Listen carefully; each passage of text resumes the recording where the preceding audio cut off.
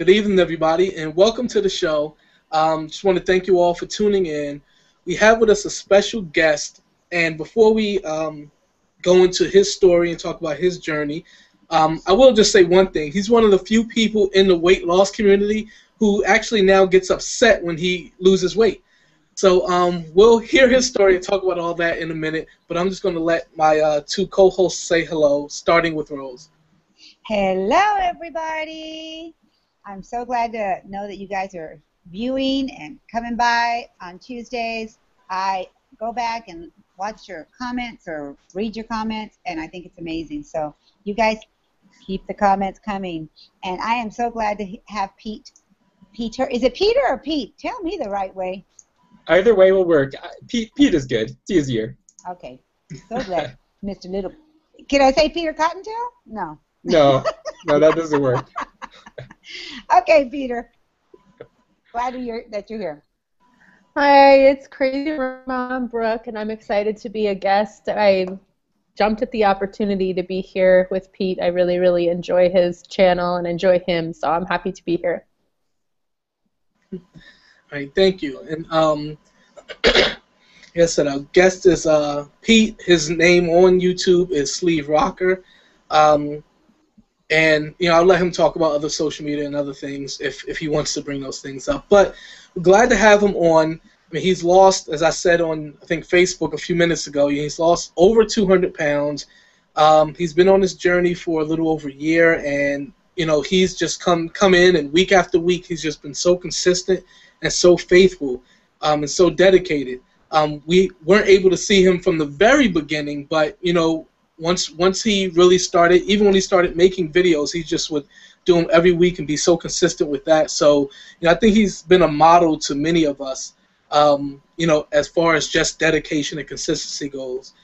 So rather than me rambling on forever, I'm just going to let him talk. And Pete, why don't you tell us a little bit about yourself? It doesn't just have to be, hey, well, this is when I was the fattest. I mean, it can be whatever you want. So just tell us what you want us to know about you. Well, like you said, I've been at this now for, this phase of my weight loss journey for about 14 months, maybe a little more now, and it's been an interesting thing. I mean, I was at a point in my life when I just had a number of health issues. I had liver problems and back problems, and it just seemed like I could never get ahead on the weight with those things going on, so I needed a little help. So I had been sort of hanging on to this referral to get weight loss surgery for quite a few years, and I finally decided that it was time to go ahead and get it done. So I had vertical sleeve gastrectomy on April 2nd last year, and I've been really, like Cleve said, I've been working on it every week, and it's been pretty much the primary focus for the past year. And I've been working at the diet and the fitness at the same time, and it's been working pretty well for me. If you had anything to say to us, Peter, on what you've learned so far, because it's not been that long, what would it be? Well, I think the most important thing is to just have a plan and to stick with it. I mean, that's, I see a lot of people on YouTube, they get derailed easily and they get discouraged when they slip off plan. But if you have a plan and you just try and stick to it as best as you can, I mean, it's going to work out in the long run. So that's something I definitely think, because a lot of people just kind of go with the flow. I don't think that works. You really have to have a plan and some structure, and I think that's important. And when did you come to realize that for yourself? Because as someone who was obese, I mean, you obviously had issues with food. Like, it marvels me when people come to that conclusion and can follow through on that. Like, did it happen over the course of months? Did it happen right after you had your surgery? Did you do, like, personal development? How did it happen? I think once I started getting interested in weight loss surgery, I started following people on YouTube.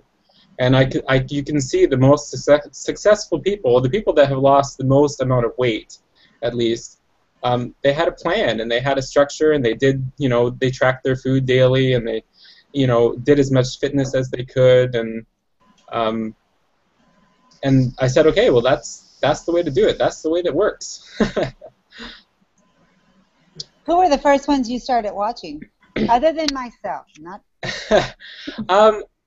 Actually, a lot of people that aren't even there right now. I kind of focus on the guys, of course, because we all seem to like to go for something similar when we start looking for these things. Right. There was a guy called Watch Me Get Skinny. Yeah. I don't know if you guys followed him. He was, I think he had RNY. And AJ. Yeah, AJ. Mm-hmm. And I sent a couple of emails to him, and I talked with him, and I watched all his videos, and there were a few other people too. I've kind of forgotten their names now because they kind of went off the radar. But yeah, as soon as I started, the surgery date was approaching. Of course, I watched Leslie Sarah and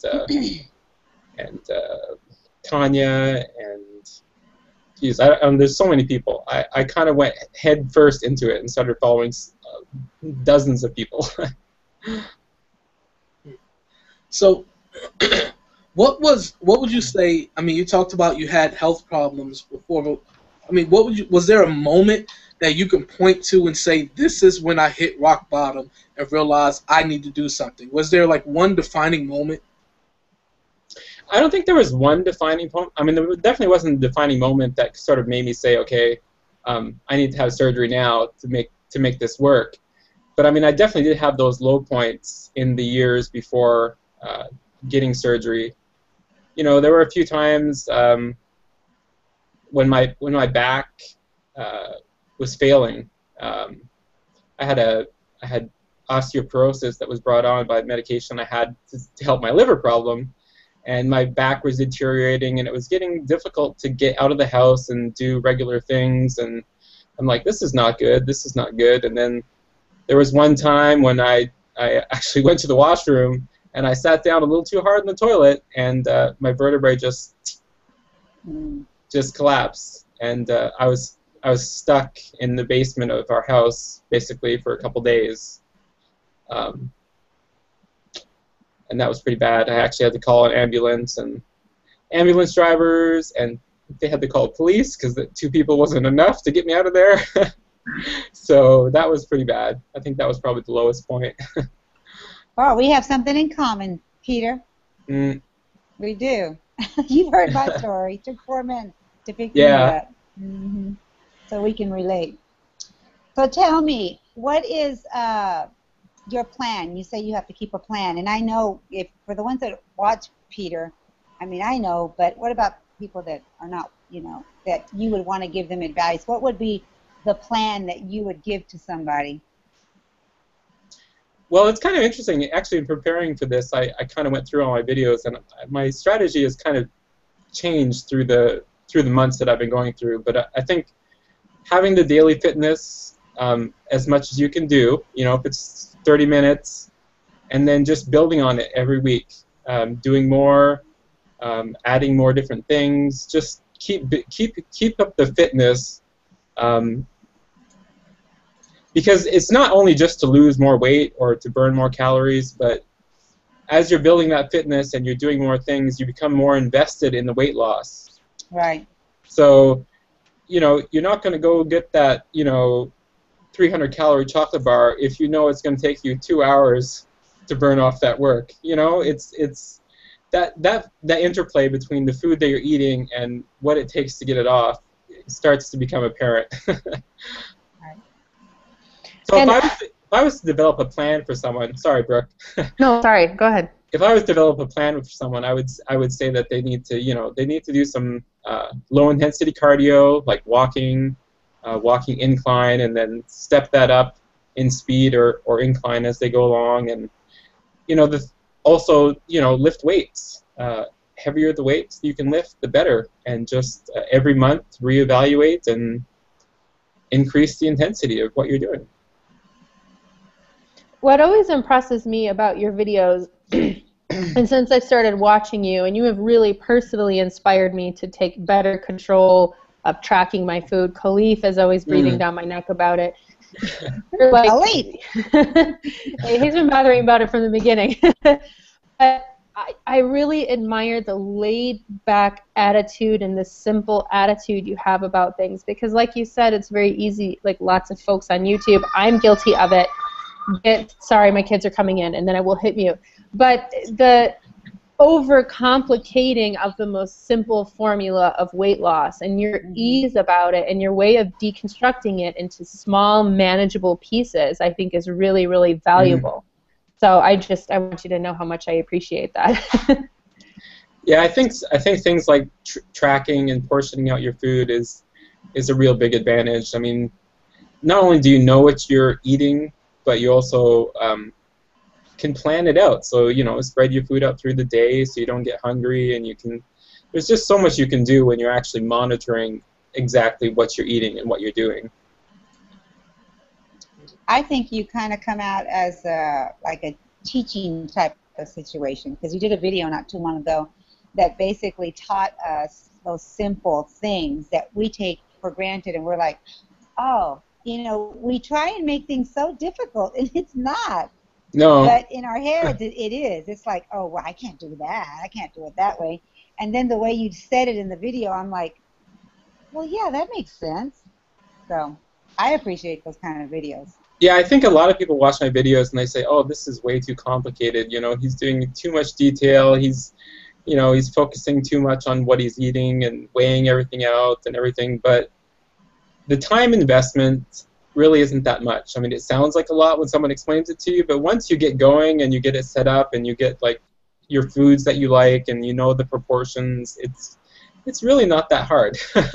It's just the setting it up. I don't see it that way at all. I see it as you like, because you have those tools and because you take such careful attention to those things, it's easier for you. Like you just have an ease about you because you have that stuff taken care of.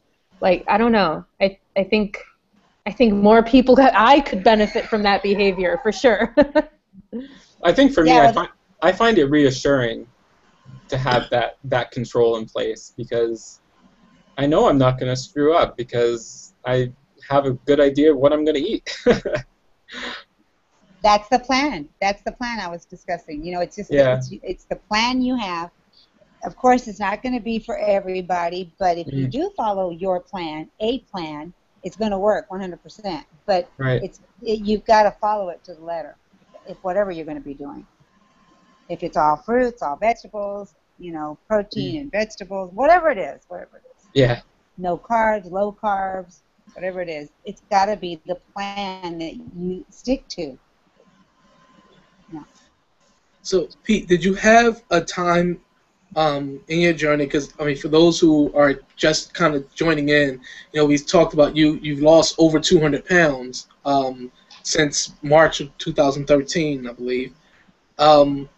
So was there a time during that where you felt discouraged, or you felt like, you know, I'm going to give up, or the way I'm doing this is not working, or why did I do this? You know, why did I go and have the surgery? Did you ever feel a time when you just got discouraged? I would have to say that early on it was really difficult, because I had over 200 pounds to lose, and that's a huge mountain to climb. You know, I never thought that I would get that far. I mean, my initial goal, I think I was telling myself, well, if I get to 275, I'll be happy. And then as that approached, I'm like, oh, I can go farther. You know, I can go farther. And I kept on reevaluating what my endpoint could be based on how well it was going. But starting out, yeah, I was like 200 pounds. It's like some people lose, you know, without surgery, maybe 1 pound a week. With surgery, 2 pounds a week. You know, that's a long time when you have 200 to lose.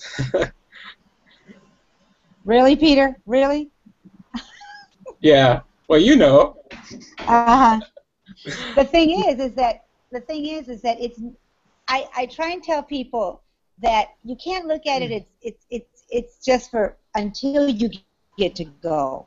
No, it's for the rest of your life. It's not until I get to a certain weight that I'm going to, because it doesn't happen like that. It really doesn't. For the most part, at least everybody that I've ever spoken to, you know, they can maintain more or less, but it's not going to be like that forever. Your life is going to change. Every year something comes up. You know, you'll gain a little bit, you'll lose a little bit. The thing is that you've got to have a plan for the rest of your life. You've got to follow a plan. Yeah, well, that's why I think it's important to reevaluate what you're doing, because as time goes on, things change. I mean, you know, 6 months ago I started at the gym, and I realized that if I wanted to get the most out of my workouts, and I wanted to be, you know, progress in the gym with lifting weights and whatnot, I had to change the food that I was eating. I needed to take in a few more calories, you know, a couple hundred calories, you know, whatever it was, just to give me that fuel and that recovery that I needed for my workouts. And then, you know, in the past 2 or 3 months, when I sort of switched over to building muscle, I'm like, okay, I need to eat a lot more. And so it's, you really have to look, you know, you have to reevaluate. I think that's a big part of it too. At you the have beginning, a trainer? oh yeah, do you have a trainer? I don't have a personal trainer. I would like to, but it's way too expensive to get a personal trainer. But at my gym, when you sign up for a yearly membership, you get every 2 months you get to do like a reevaluation. And usually what they do at these things is like measure your fat percentage and weigh you in, all that kind of stuff. I told them, look, I don't want that. I don't need that. What I need is 20 minutes with the trainer. And they were happy to go with that. So he looks at my plan and he revamps it a little bit and gives me some new exercises, and I go with it for another 2 months. Oh, that's a smart thing to do. See, we learned something tonight. That's great. That's a great advice. I didn't even think about that they could do that for us, or if they were willing to do that for us. Right? I think most places would. I mean, if you're signing up for a year, that's a lot of money to them. They can bend a little bit, right? Mm-hmm. You would think. Yeah. So, Brooke, who's in the house, Brooke? Can you hear? We had family pictures, and we bribed him with ice cream, and it's like 2 hours past their bedtime. So Ben's trying to get them in the bath, and they're all sugared up, and so I keep unmuting and muting the microphone as best I can. I'm sorry. I think she meant in the chat, but that's okay too. Oh, never mind. I thought you could hear Karen screaming behind me, and I'm like, oh my gosh, I'm sorry. I'm like, okay. What is going on in the chat? Mary Matt's at your house, and Jennifer Butcher's at your house. Susan's here. Lori's here. Sorry. I get distracted easily. No problem. I was listening to Pete talking about the gym stuff, and I was curious because I know that with your bike riding that you've been taking these really long like rides lately and stuff because it's, I guess, the summer, and that's like the fun thing to do. And when you're in the gym, I remember you saying that you were trying to cut down on the time that you're there, or like what's your routine? How long are you there for? Yeah, that was the plan, but it's not really working out for me. It's hard to do. It is kind of hard to do. Well, for a time there, I was going every other day, and I was there for like 2.5 to 3 hours, and you can't work out for that long and see progress. It's too much at once. So I tried to break it up into smaller packages, but go more often. So they're smaller packages, but I still go I go even more frequently. So hard not to go. What's your favorite muscle group to work? Oh, it's always the arms. Arms are always the thing. Because they're the things that are, I think they're the easiest to build when you're building muscle, and they're the most evident. So that's always the favorite day. I think Khalif is laughing at me. You can see your shoulders too when you're taking the videos on your bike ride. I'm like, yeah, because you always see you from the t-shirt up. You know, you don't get to see it, but in the bike ride you get to see it. You're putting in serious time holding that camera. I think Brooke is trying to tell you that. I think Brooke is trying to tell you she wants to see some muscle. Yeah, perhaps. Come on, Peter. Show us muscle. I'll do a gun show in a video at some point. Yeah. Oh, I feel kind of. Don't be gun shy. Don't be gun shy now. We're all your family here. Don't worry. We won't talk Don't about you while the feel video's vain. going. There's far more vain people on YouTube. I think people are interested because especially you go so much and you talk about like what you've come from in terms of strength to where you are now. I think it's really interesting to see progress of that kind of thing. Right? Yeah, and another thing about the arms too, and the reason why I like them so much is it's the one part of my body that I feel that I can recover most from the weight loss. Because we all have the bat wings, right? When we lose a lot of weight because our arms are so big and we lose the fat and then we've got this hanging skin. Well, your arms is the one part of your body that you can build up enough muscle to fill that back up. Yeah. I'm So- not even going to go there. I'm What- not even going to say anything. Would you say that? And I'm trying to not say a lot because I think everybody knows how I feel about weightlifting and trying to lose weight. So I'm trying to be unbiased. But I mean, would you really tell anyone who can physically, lift weights to do it? I mean, do you think you're a special case for some reason, or is this something that would really help everyone? No, honestly, I think absolutely everyone who's on a weight loss journey should be lifting weights as early on in their journey as possible for them. And not just lifting weights, but lifting weights, heavy weights, to failure to build those muscles. Because here's the thing about exercise, and I think a lot of people just look at it as calorie burn. I go into the gym, I put in my 1 hour, I burn my 500 calories, and I'm done. That's great, but you have to also think of the burn that continues after your workout. If you're doing something like walking, well, your body's only working for an hour or two after you do your treadmill or whatever. If you're doing running or you're doing a high-intensity interval training, maybe your body's still going to be burning calories for, 4 to 6 hours after. But if you're lifting weights and you're lifting heavy weights to failure, your body continues to burn calories for 24 to 72 hours after that workout. So not only are you burning the same amount of calories per time in the gym, but when you get out of the gym, your body's still working for a long, long time. So for losing weight, I don't think there's anything better than lifting weights. Wow. So Khalid, he loves you right now. He's just like, yeah, keep going, keep going. Well, I love this. And, I mean, if anyone looked at the schedule, next week Jesse is going to be on JMac VSG. So another person who's losing Is he in the house? lifting weights to do it. I haven't seen him leave a comment yet. So, yeah, I'm excited about that. But, and you mentioned lifting heavy weights. I think that's something that's really important because I do see people with like 3-pound weights and they sit and say, I do this while I'm watching TV. And it's like, well, if you did curls with a 30-pound dumbbell or if you just did 50 or 60 pounds on the barbell, you can be done in 4 minutes rather than saying, oh, for a half hour I'm going to do this or I'm going to do air squats. Well, throw some weight on your back and just do 25 squats and you're done. I mean, it's just I see, because they think about the calorie burn. I did 200 reps today, and Right. It's definitely not as effective as if you're actually challenging your muscles. And I think more importantly than just the amount of weight you're lifting is that you continue to lift more weight. Because maybe when you start, maybe you've lost a lot of muscle mass and that 3-pound weight is all you can really do to like your 10 reps. But a month later, I guarantee you can lift 3 times as much. Yeah. Especially early on, and you can keep building on that month after month. So I'm not in the gym, but when I used to visit here more often, well, not that I'm not here, but Connie doesn't have a gym membership anymore. I would go with them, and I noticed that at the beginning, that machine where you push your legs, what's that called? It's that you're pushing the weight forward. The leg press? Yeah, leg press. And I noticed that at first, I was telling my brother-in-law, put some more on there, and he's like, Rosemary, you got to start slow. I'm like, oh, no, I can do this. I can. He put some more on there.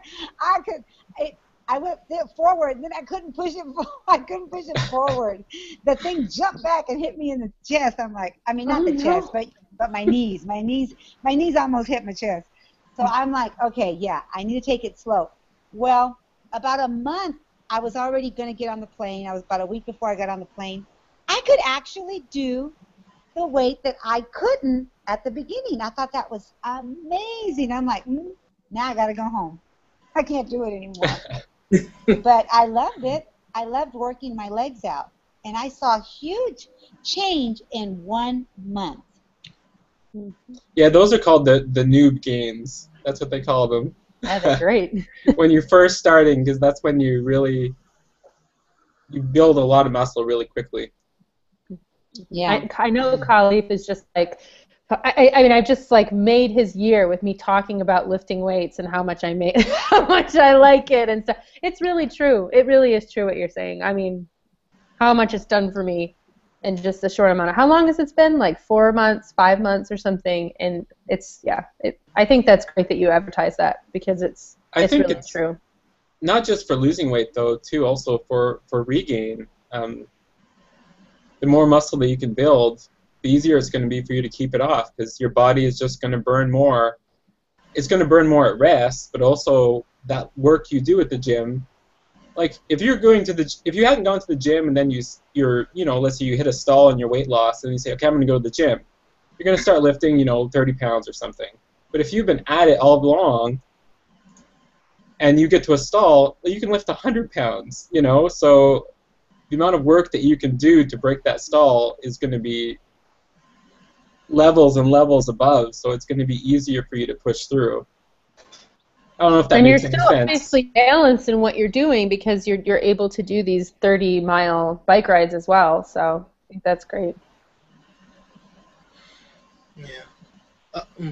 Okay, so in one thing you talk about gaining, trying to gain weight, and it's an odd thing. Actually, let me ask this question first from Susan before I ask you my question. She says, has it messed with you mentally now that you're trying to maintain or gain, not lose, when for so long your focus was on losing? Definitely. It definitely does mess with you. I want to see mentally, I want to see the weight go up, and I want to be building muscle, and my plan is designed to do that. But still, when the weight goes up, my heart kind of sinks, and it shouldn't, but it does, because I'm like, I don't know if this is real. I don't know if this is fat. I don't know if it's, if I'm doing something wrong. You just really question yourself because all those years of seeing the weight fly on, and it's scary.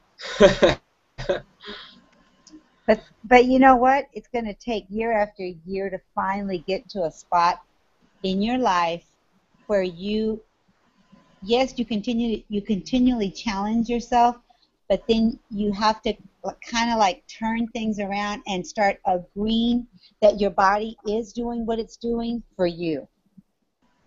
In other words, because when we get into maintenance, it's totally a different life. Mm-hmm. It becomes a healthy lifestyle. Totally. When I say healthy lifestyle, I mean everything. Everything changes for the better, and you're not doing anything different. You're constantly going to have to be challenging yourself, and you're going to have to learn to love exactly who you have become. Because I'm telling you, there's a time where you have to always question, oh my goodness, I'm gaining, because you could be gaining muscle like you said today, in your video, mm-hmm. But it's that thing in the back of your mind going, am I going backwards instead of forward? And you know what you're eating, you know what you're doing, and that truth is going to make it okay for you to say, I'm okay with who I've become, what I look like today. Yeah, I think logically I'm definitely okay with it, and I'm happy with myself, but there's still that emotional sort of habit. I guess it's more of an emotional habit of just being worried about it. Yeah. Because you get so used to just constantly losing, and right. Then when you start maintaining or going up a little bit, you're like, what? Yeah. Yeah. So, Pete, how many calories are you eating now? Like, say, on a high day. I don't know if you change them based on the workout you do, but how many calories are you eating? I need to get at least 3,200 a day to maintain.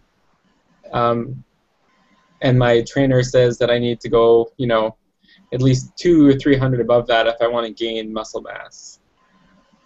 So that's a lot of food.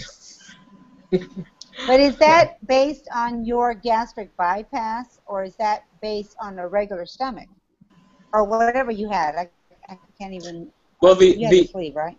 That additional amount that my trainer recommends is like, if you want to gain muscle, you need 200 to 300 extra calories per day to go into that muscle building energy drain or whatever. But the 3,000 is based on how much muscle that I've already developed and my activity level. So have you found that harder? I mean, obviously it is, but how much harder is it that you've had weight loss surgery to try to eat 3,500 calories a day? It's nearly impossible. I mean, there's no other way to put it, that it's very difficult. I have to, you know, I'm still sort of hesitant to do liquid calories like juices and things like that. So I end up eating 8 or 9 times a day in my weight loss surgery portion.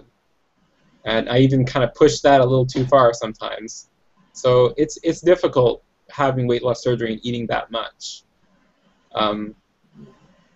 So when you say 9 times a day, what are we talking about? We're not sitting down to have a meal 9 times a day. I'm sure you're having a wedge of cheese or whatever it is. Well, no, they're like 400 or 500 calories. 3,200 calories. Yeah, that's a lot. They're like 500 calories each. So there's a lot of food. But you're burning it as well. So. Yeah. Mm-hmm. But even on days that I don't work out, I mean, I still try and get, you know, about 3,000. I just kind of lower the carbs a little bit. Yeah. I saw your hamburger and all that stuff. Mm-hmm. Yeah, I've been posting some stuff lately. I love it. I love it when people. I just love food so much. So tragically, my love affair with food. I love anything that people post about food. Broccoli. I had Brooke. I had liver and onions tonight with cauliflower mash. Would you? Can you like send me a recipe or post or something? Because like I've never made it myself. I've had it prepared and I've really enjoyed it, but I would love to make it myself. Oh, okay. I'm going to do a Mama's in the Kitchen just for you. Thank you. As soon as I get back to Fresno. Sounds good. So, Brooke, are you saying that you miss me posting my food every day? I still like looking at your food. It always inspires me to eat more olives and more eggs. Hashtag Khalees ugly food. But I can imagine that it tastes good, and I'm so fascinated by it because, like, it's like what you're eating, so it's important. I have to. It's a whole. I kind of like Khalees' eating style, though. It's basic. I mean, you can see the components of the meals in the meals that he's eating. You sure can. You know? But I kind of like that. The components. No, but I mean that's kind of the way I eat too. You know, I like, okay, I need some fat, so there's some nuts, you know, and I need some protein, so there's some meat, and you know, it's. Yeah, that's exactly how I think of it. I mean, if I'm going to have a meal that's going to be the star of the day, then I'll work around that. But if I'm just going to have my macros for the day, that's all I care about. You know, at the end of the day, wow, I need some more fat. So I'm going to have 10 olives right now. Even I have no meal, I'm going to have 10 olives with an apple because I need more carbs and fat. That's what I'm thinking. I don't think like, ooh, olives and apples sounds like a good combination. I just think, oh, carbs, fat. And, you know, that's how my mind works now. If it fits your macros, it's like so depressing to me. I would pull out an avocado. Pop-Tart, chicken breast, broccoli. but I think eating like that though kind of helps break your dependence on food. Like food becomes more fuel than it is like a treat or an emotional crutch. I mean, it's basic, but that's what you need. Yeah, it's true. It's very true. But Yeah, I can still go to Moe's and say, hey, I'll eat the nachos, you know. But then I know every other meal has to be making up whatever my whatever macros I've missed because of that. So, that would probably take all my fat for the day. So I would have to have, lean protein to get in the rest of the protein. It just makes me think like that, I guess, more. But yeah, I think, Pete, it's always fascinating to watch you, because even before you got into the mode where you wanted to, you were trying to build muscle, but you were still losing. You were still trying to get to your goal. Last 10, 15 pounds, you were eating somewhere around 2,500 calories, and you would be eating often. And I loved seeing the fact that you were eating so many calories and still losing weight and still heading right to your goal, when many of us, and I've been one who tried 1,200 calories and went up to 1,500, and I thought I was doing great by bumping up to 1,500, but really seeing what being active and especially, gaining muscle and those things can really do, for your metabolism and your ability to just constantly burn. So, I've always loved watching how you progressed, and now that you're trying to gain, it's great even seeing that you need so many calories a game, because it shows how efficient your body is now. Yeah, I was pretty lucky. Not just lucky, but the way that I went at it. I basically consistently lost 4 pounds a week through my journey. So when you think of that, when you get into the end and you're still losing 4 pounds a week, you need to eat a lot of calories to stop that loss. We're talking, if it's 3,500 a pound, we're talking an extra 1,500 a week. That's a lot of calories. A lot of us would like to be in your predicament. I'm just saying. Well, I don't know. There's kind of extremes to it too. Like I said, it's a lot of food to eat. It's a job. Some days it feels like a job. Like, honestly, it does. It's like some people would like to take on that job. I'm just saying. Perhaps. But it's like I was chatting with someone the other day, and I just lost track of time, and I was like, oh my gosh, it's like 5 o'clock and I haven't had lunch or my afternoon snack. So I'm now 1,000 calories behind for the day, and I can't make that up. Right. I can't. There's just no way. I guess I could drink a gallon of milk or something, but. Oh my gosh, I can't even think of even drinking milk. I would die with all the gas that would come after I drank it. So you mean Blue Eyes would die then, right? Right. Well, no, I would too, because it's painful. I'm serious. It's very, very painful. I ain't going there. I don't even go there with ice cream. If I'm going to have, like a low, what is it, that low churn or whatever it's called that Eric likes to buy? Yeah. He's careful. He says, babe, I served you 1/4 of a cup. And then he's like, but you can only have half of it. I'm like, well, then why serve it? Because he knows. I will be like rolling on the floor, hurting in pain, if I go over the 1/4 cup. It's just, I don't know what it is. I don't know. And I've been like that since the first day of surgery, or when I was able to have ice cream. It was horrible. I don't know. Yeah, it must be some combination of the fat and the sugar that's in it. It must just set you off. And I keep telling people, no, I don't think I'm lactose. What is it? Lactose. Lactose.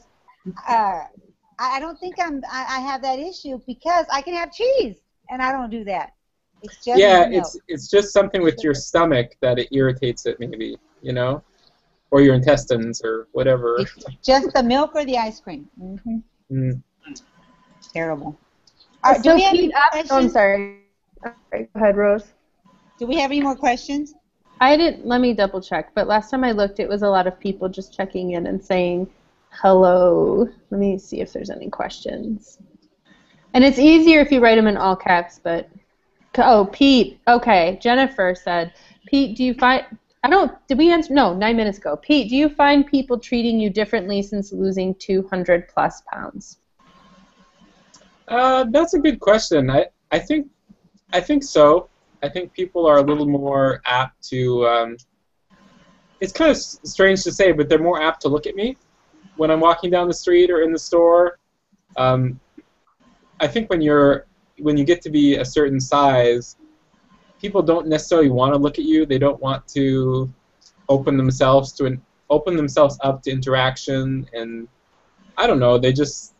Some people are actually offended by overweight people as well. So there's definitely been a change in that, the way people look at me and maybe judge me.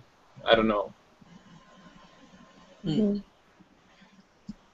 I remember when I had my girls, they were smaller, and I had a bunch of groceries in my hand, and I was begging somebody to open the door for me, right, at the grocery store. I was coming out, and I noticed that after I lost the weight, I had all kinds of men opening the door for me. I'm like, where were you when I needed you, when I had my children and all these bags in my hand? Nobody wanted to help me. Now, they just, they do it just automatically. That's crazy, isn't it? It's just, life is different. Mm. And Pete, I don't know if you said this before, if I missed it. Were you always heavier, or was it something that happened as an adult? Oh, no, but you know what I mean. I've always been overweight. It's kind of funny. For my 1-year anniversary, I went back to my high school. I was walking around there, and I felt small because I actually weigh 100 pounds less now than when I started high school. Wow. That's great. So really it's different to you how people treat. I mean, like, this is not something that, I remember when people used to treat me like this. Mm-hmm. This is like all new. Very cool. So, Pete, we got a question from Kathy. She says, what amount of exercising have you done that help you to lose weight consistently? She said, I walk about an hour a day. Is that good? Well, an hour a day is great, obviously. But like I said, it's not just the time that you put in. You have to, as long as you're building on it. So if you can only do an hour a day, or that's what you have time for, every month you should be pressing that incline button so that you get a little bit more of a resistance. You're getting more intensity in your workout. And once you can do that, then you can keep building on it. And I think that's what you need to do, because if your exercise is always the same and the food that you're always eating, eventually it's gonna level out. What you're eating, what you're burning is going to be about the same. So you have to keep upping that intensity of your workout as you lose the weight. Yeah. And I know that I've seen people do a lot of things, like showing things they can do to increase the intensity without increasing the time. With something like walking, I see some people will walk and I used to walk and have a 45-pound weighted vest on. Like I would run, jog. I was always too fat to run, but I would jog and, You were running. Don't stop. You were running. Okay, all right. So I was running, and then when my wife would want to come with me and she wasn't able to run, I would put on the vest, because I would want to walk with her, but I knew the walking really wouldn't do much for me, so I would put the vest on, and walking with all that weight really, made a big difference. We have another question, and wow. Can I add something to that? Yeah. Alfred Guns, I know you know Guns. He's kind of like a trainer to us. He's our trainer, and he has us going different routes. Like, one day we'll be really up, we're walking hills, and then we're, kind of going through some trails, and then like a couple more days down the road, we go another trail, and it makes us work a different part of our body. So I think it has a lot to do with who's training you and how you're doing it, because I've had some comments too. I can't believe you girls are doing 6 miles, and I show proof. I have my pedometer, and I have my records on my phone, and I'm showing you proof I'm doing it. But one day we'll do 8 miles, but it's high intensity. Another day we'll do 6 miles, but it's a different road, and it burns part of, I can't explain this, but you know what I'm talking about, Peter, right? It works different muscle groups. Like when you're walking up an incline, you're not just working your legs, that you're working sort of up into your rear end, your glutes. And when you're walking downhill, maybe you're working a little bit more on your calves and winding paths. You're doing your and he'll tell us, side okay, I want you to muscles walk, but then I want you to jog, and then I want you to walk, and then and he's like making our heart kind of pump up, and then by the time we get home, we are drenched in sweat. We're so tired. Yeah, you guys like to sweat. I don't like to sweat. I don't need to sweat. Hey, I don't have a choice. I'm in Texas right now. It's I guess. And we're going early in the morning. But anyway, I just wanted to say that it really depends, because we're walking, but it's a lot of power walking that we're doing, and it's a lot of work that we're doing on our legs. Even though we want our legs to get skinny, that ain't happening, but we have toned our legs in a way that it's actually, you can see that there's some muscle going on there, even though we have a lot of skin also from all the weight that we have. So it is possible to tone your body walking. I wanted to add that. Yeah, I hear you on the skin too. That's starting to really bother me. How is that going with your doctor's? I mean, has anything changed? Are you still just where you were at the appointment? Yeah, I submitted my request for 3 different plastics or reconstructive surgeries. You got to call them that because they're not plastics. They're necessary, right? So it takes 6 months. So I won't hear back for a long time. Do you wear a compression garment when you? Yeah, I've got one on right now. Exercise. Yeah, no, for your legs, because I know that there's no way I'm gonna walk all those miles and not have a compression garment on my legs, because they just jiggle too much. That doesn't bother me so much. I mean, I do wear like fitness clothing, but not high compression. It's more for the sweat, the perspiration, than for the compression. Okay. No, mine's for the. I have to. We just, both of us. We were left with this, but it's on our legs. Well, I need it for my midsection because honestly, this is kind of gross. But I'll tell you guys anyway. Hey, it's reality. We're talking about here. When I'm doing my planks, if I didn't have a compression garment on, my skin would be hanging to the floor, literally. Yeah, I believe it. I believe it. So it's there's parts of it. It's necessary, when you're working out. Yeah. So when we were especially talking about you trying to increase your calories so that you can create new muscle tissue. When you're trying to do that and you have to have 8-9 meals a day, do you at any point regret losing weight with the help of weight loss surgery, because now you're restricted on how quickly you can eat the food, and you have to do that because you can only fit in a certain amount each time? So do you ever feel like, boy, if I would have just I don't know, done whatever else, I wouldn't be in this position? I wouldn't say that I regret it. I mean, I do acknowledge that it would be easier if I didn't have surgery at this point, but I never would have got to this point without surgery. Like I said, I mean my back was basically making me immobile, and my liver was deteriorated so much that my energy level, like when your liver doesn't function, you can't store energy.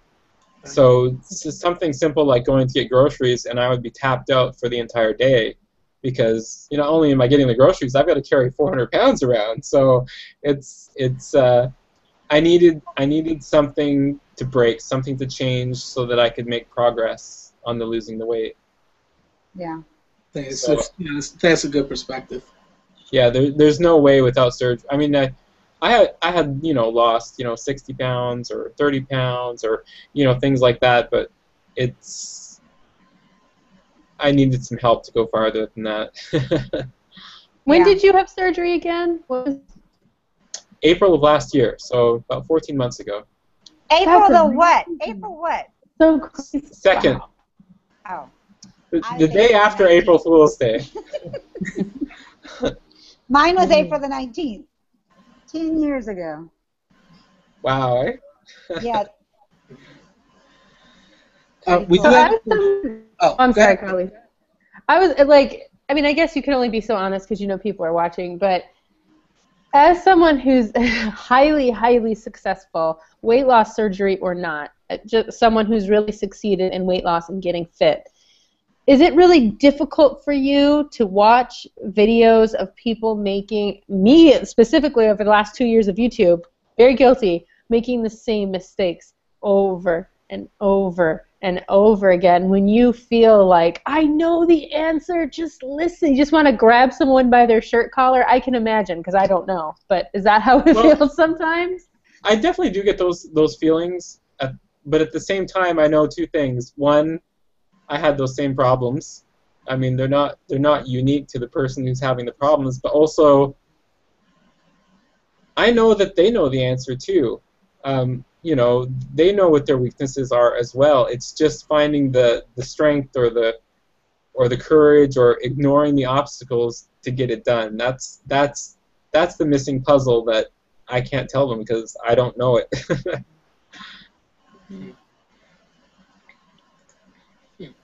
And we're not all the same, Brooke. I think that a lot of us, you know, oh, this thing's bothering my head. I think a lot of us also, we have to consider what medications we're taking, how much activity can we really physically do. Peter, you've done an amazing thing. I mean, you're eating and you're doing weights. Some of us can't do weights because of our arthritis. I mean, there's just so much involved with each individual. Am I right? Or well, you are right to an extent, but also I think people can do a lot more than they think they can. Like I said, my liver is barely functioning. I have cirrhosis of the liver, so people who have all these ailments are saying I have no energy. You literally had no energy. I literally have no energy, but I can still do it. And you know, stuff like arthritis, you know, and that pain, and you know, that malaise that you feel from those autoimmune type maladies, I have those too. You know, that's the cause of my liver problems. You can get it done. My back is totally messed up. I mean, I have collapsed vertebrae, fractured vertebrae. I have bent spine. I have vertebrae protruding.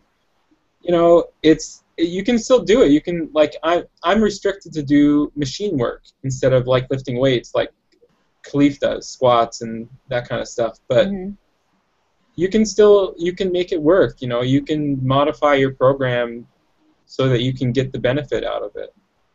well, that's amazing. What I was saying was the medications that people take. Now, I don't take anything anymore. I used to. I had a stack of pills that I took, and they would cause, you know, a conflict with. Yeah. Well, thank God I don't have to take any of that. I just have to keep doing what I'm doing. But what I'm saying is that everybody's individual. That's what I'm saying. Yeah, I mean, you can't put everybody in one category.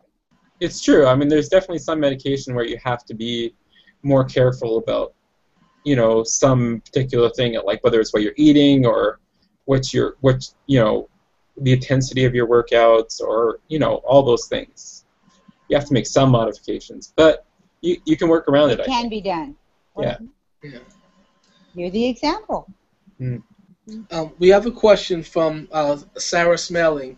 She says, I'm wanting to start weight training, but I'm confused on where to start. How did you get your plan together?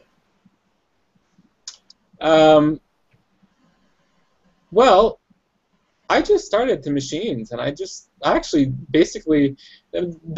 about the first 3 months that I was in the gym, I didn't really have a plan. I just basically worked all the machines that fit my body and that I was able to do. So, you know, I didn't necessarily have a plan. I didn't have an order that I work out my muscles. I didn't have, you know, a particular target that I was trying to reach on each machine. I just did whatever worked, because I knew that whatever I'm doing, it's gonna help. Did you start working out like soon after your surgery, or was it something that you added over time? For about the first 6 months of my journey, I didn't have a gym membership, so I was only working out at home, and so I was basically just doing. Oh, I think you said that. I'm sorry. Yeah, I think I was basically just doing treadmill work. Incline. I remember those treadmill. videos. I remember Yeah. those videos. Yeah. So, I mean, I wish I would have started earlier with the weights, because I could be a lot farther ahead now than I am if I had done that in conjunction with the cardio.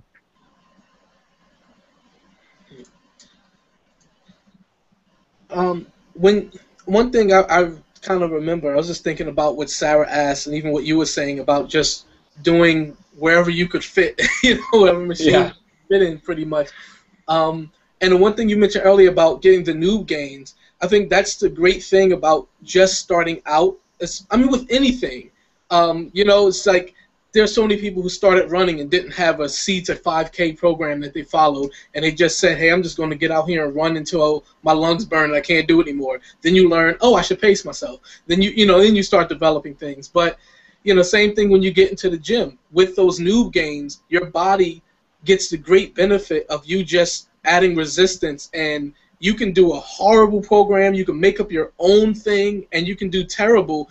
And as long as you have good enough form where you don't hurt yourself, you're going to increase and progress. And then as you do, you may come across an article, a video, whatever, and start to learn. So, I mean, I would say to people who don't know what they're doing, just get out there and start doing it. As long as you're not compromising your health and safety, where you're going to hurt yourself, get out there and do something, because you'll learn. I mean, there's people I watch on YouTube who are powerlifters, 15 years experience or more, and they're tweaking their program, or they're hiring coaches still, and they're still learning and still developing. So,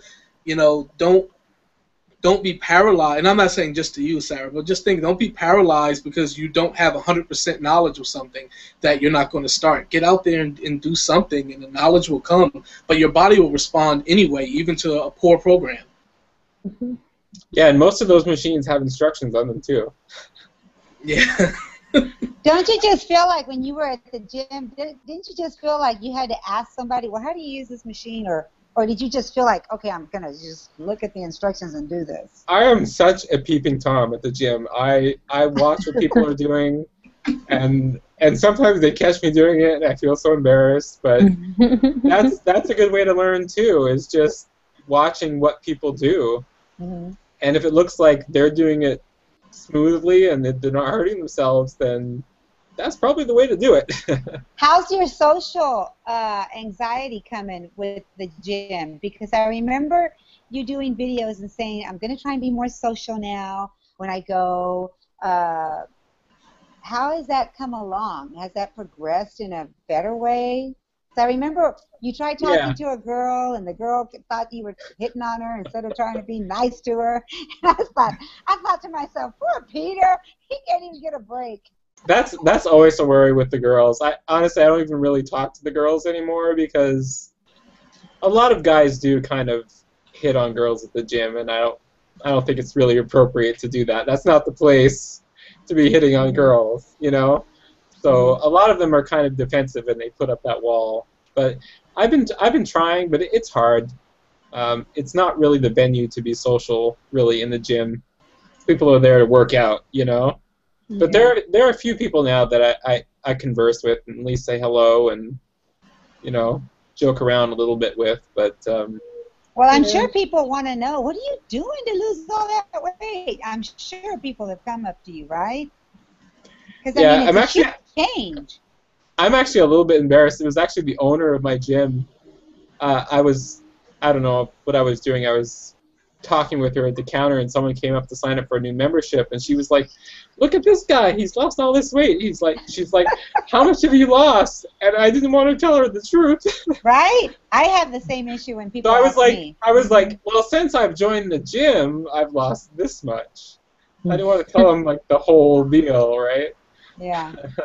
And then if you tell them you've had a certain procedure, they're like, oh, that's why. Yeah. I'm like, I know. I feel the same way. I don't know why it is.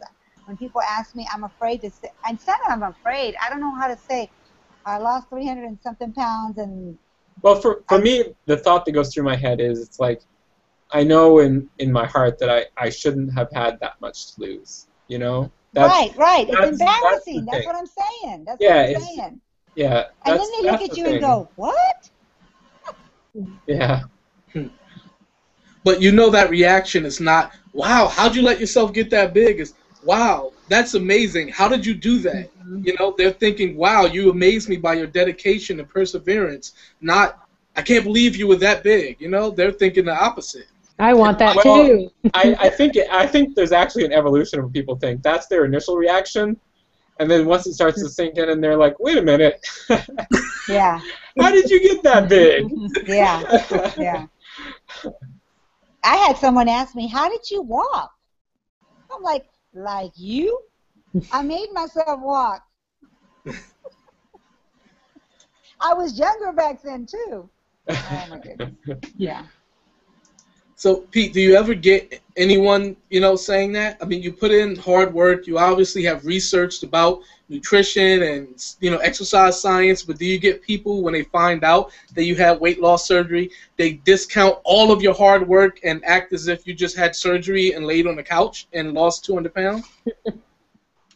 Yeah, definitely. There's actually one guy at the gym that, you know, he's actually offered to like spot for me a couple times, and I felt like we were developing a little bit of relationship, and I had told him how much I had lost, and he was like, "How did you do that?" Well, I was like, "Well, I started out, I had weight loss surgery," and he was like, "Oh," and that's all he wanted to say about the subject, you know.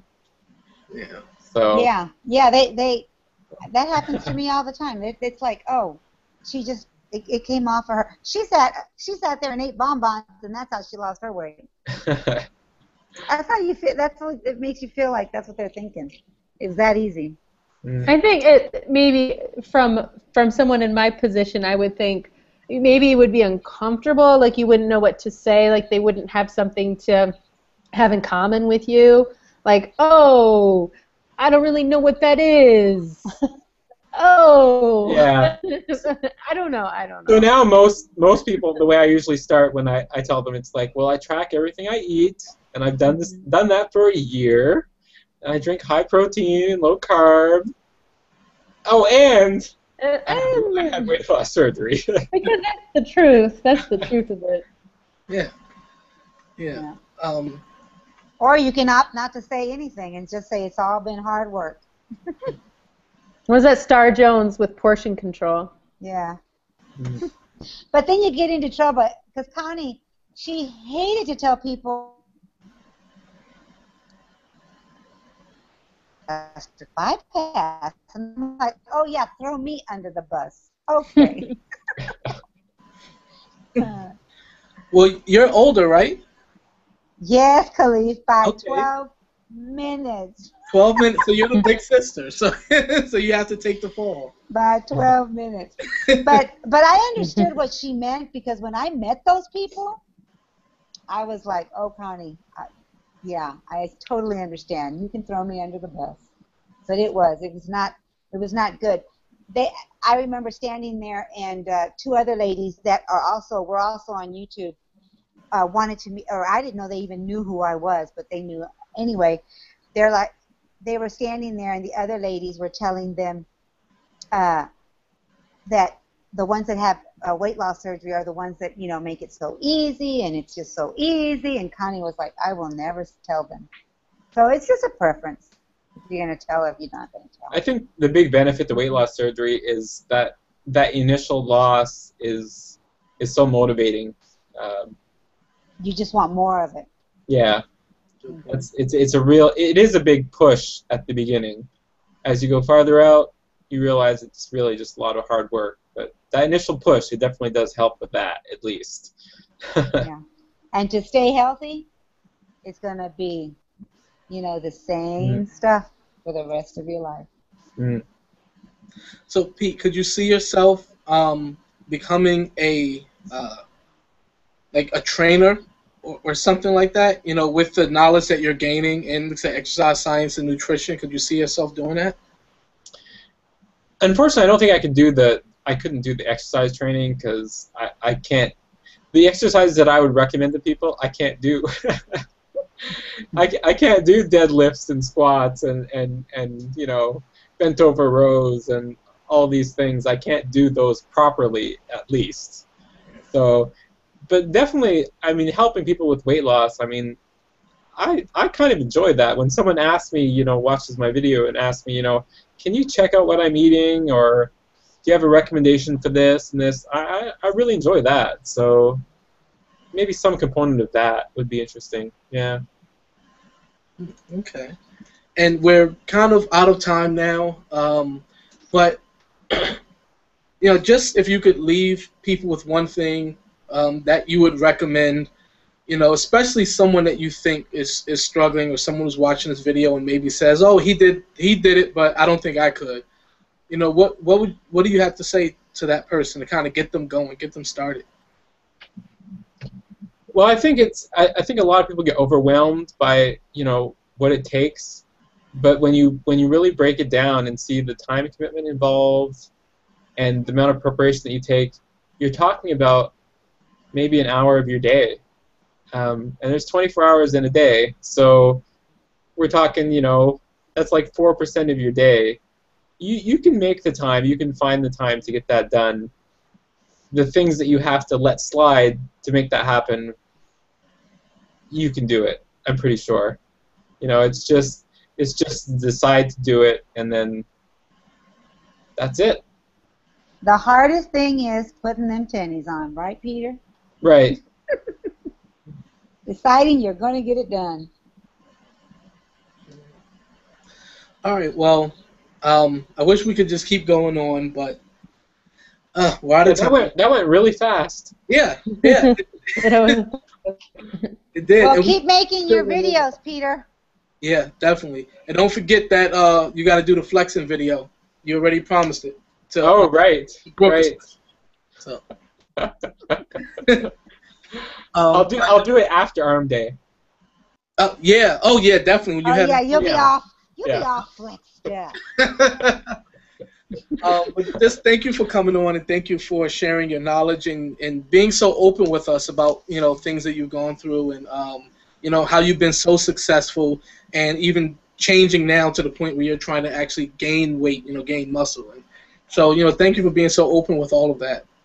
Yes. Yeah, well, thanks for having me on, and thanks to you guys for all your inspiration. I mean, each of you has kind of contributed to my success as well. So that's great.